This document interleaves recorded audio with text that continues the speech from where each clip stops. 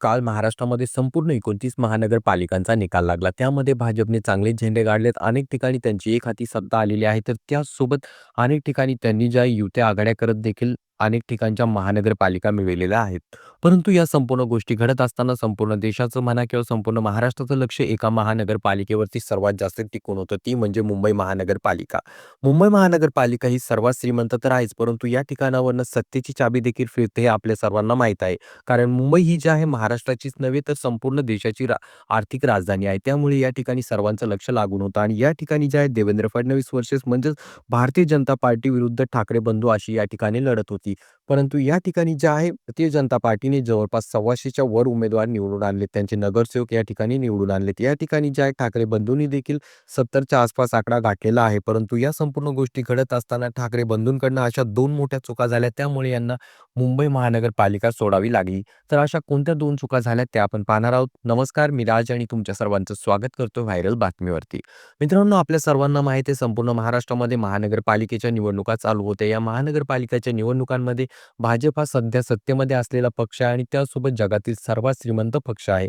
त्यामुळे त्यांच्याकडनं पैशाची राजनीती तर खेळली जाणारच होती. परंतु त्यासोबत त्या ठिकाणी त्यांनी तोडफोडीचे देखील राजकारण केलं आणि सर्वात मोठी चूक आणि पहिली चूक ठाकरे बंधूंकडनं या ठिकाणी हीच झाली. कारण त्यांनी त्या ठिकाणी जे आहे काँग्रेसला सोबत घेण्याचे पाहिजे तेवढे प्रयत्न केले नाही. त्या ठिकाणी त्यांनी जे आहे काँग्रेसला सोबत घेत आहोत किंवा काँग्रेसला त्या ठिकाणी गृहीत धरण्याचं काम केलं आणि त्या ठिकाणी त्यांचा डाव फसला.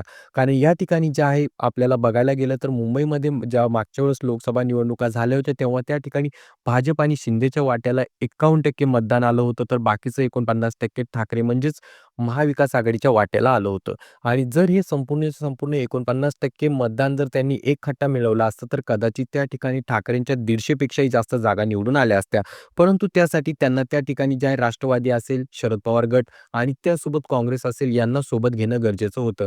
जर यांना ते सोबत घेत होते तर त्या ठिकाणी त्यांना एकखट्टा मतं पळत होते. परंतु त्या ठिकाणी झाली चूक काय, की काँग्रेस आणि ठाकरे बंधूंची युती झालीच नाही. ते सेपरेट लढले आणि त्याचसोबत दुसरीकडे राष्ट्रवादी, शरद पवार गट यांच्यासोबत देखील असाच खेळ झाला आणि त्यानंतर त्या ठिकाणी जे आहे आपण पाहायला गेलं, की त्या ठिकाणी युतीची सर्व गणितं बिघडली गेली आणि त्यामुळे त्या ठिकाणी जे आहे ठाकरे बंधूंची मते फुटली, मते विभागली गेली आणि त्या ठिकाणी त्यांना हार पत्करावी लागली. त्याउलट त्या ठिकाणी शिंदे व त्यासोबत भाजप यांनी एकत्रित निवडणूक लढविली आणि त्यांना मुंबईमध्ये त्या गोष्टीचा फायदा देखील झाला.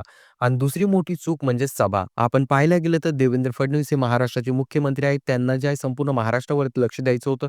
परंतु तरी देखील त्यांनी प्रत्येक दिवशी 5 ते 6 अशा सभा प्रत्येक ठिकाणी घ्यायला सुरुवात केली. त्यांनी सभांचा धडाका लावला होता.